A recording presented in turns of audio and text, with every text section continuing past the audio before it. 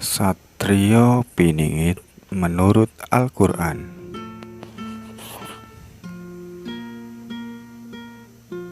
Sebagian besar umat Islam yang ada di Indonesia, terlebih-lebih lagi umat Islam yang di luar negeri, tidak mungkin mempercayai cerita akan munculnya tokoh Satrio Piningit. Alasan mereka endeng-endeng saja dan amat sangat sederhana, kalau tidak ingin dikatakan menggampangkan atau menganggap sepele.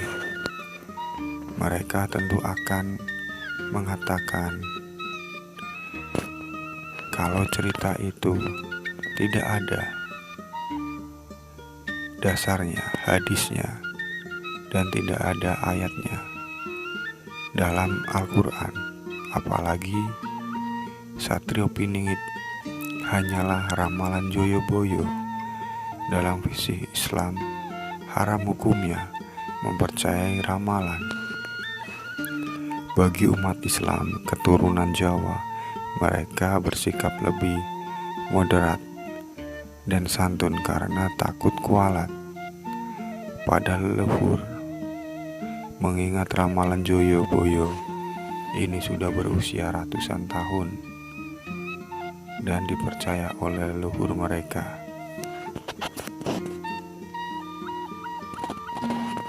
Umat Islam yang bergaris keras, tegas, yang menghitam putihkan persoalan, yang mengharamkan ramalan, bersikap ambivalen dan pembual.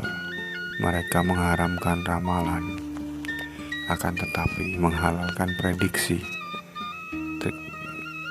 Terminologi ramalan adalah penyampaian suatu yang belum terjadi, tapi akan terjadi.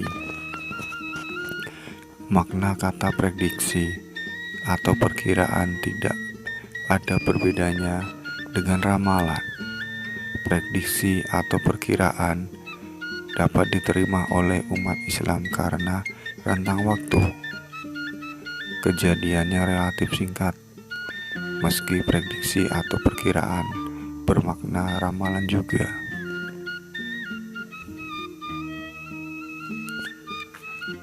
Parameter untuk mengetahui benar tidaknya sebuah ramalan hanya dua. Pertama, rentang waktu yang sangat panjang, antara lain ramalan pertama kali disampaikan dengan waktu kejadiannya. Kedua, jumlah manusia yang percaya apakah semakin bertambah atau berkurang, yang pada akhirnya punah, habis ditelan bumi. Kedua, parameter di atas dipenuhi oleh ramalan joyo-boyo, waktunya yang panjang dan orang yang percaya semakin bertambah dan tidak terbatas di Pulau Jawa saja. Beda halnya dengan penganut kepercayaan.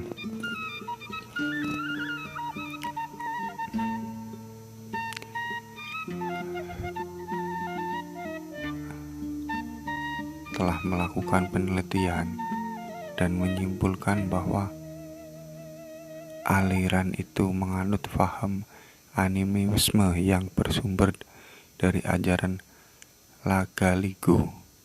Mereka menunggu munculnya seorang tokoh yang bernama Sawer Gading atau putra Lagaligo.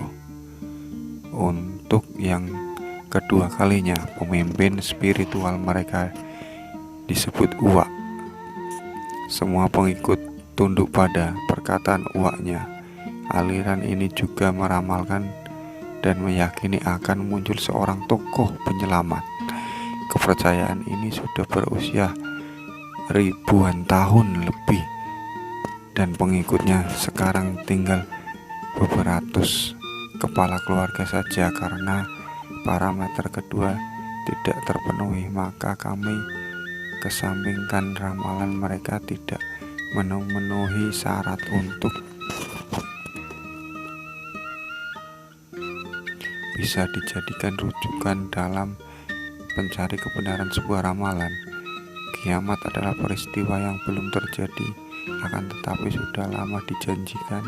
Kiamat pertama kali dijanjikan pada Nabi Nuh alaihi wassalam.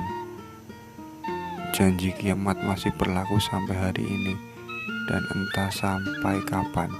Hanya Allah yang tahu, karena Dia yang berjanji, maka biarlah Tuhan sendiri yang membuktikan janjinya.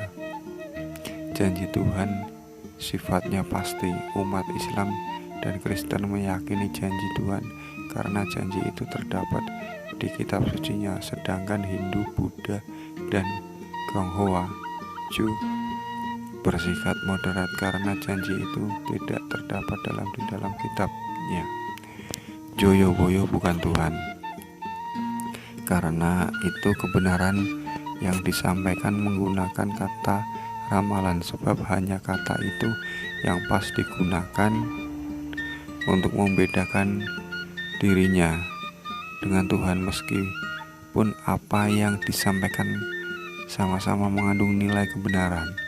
Janji Tuhan bersifat pasti dan janji Joyo-boyo bersifat relatif. Untuk membuktikan relatifnya, maka digunakan kata yang tepat, yaitu ramalan. Umat Islam yang beriman percaya kepada ramalan Joyo-boyo tidak dikategorikan sebagai sifat musyrik oleh karena adanya kata pembuka ramalan relatif tersebut. Cahyo Nasworo dengan tegas mengatakan percaya kepada ramalan Joyo-boyo. Pernyataan ini berani kami sampaikan dengan tegas setelah kami melakukan perenungan dan mendalam berdimensi spiritual, studi literatur yang berfokus pada kebenaran, peramal-peramal dunia termasuk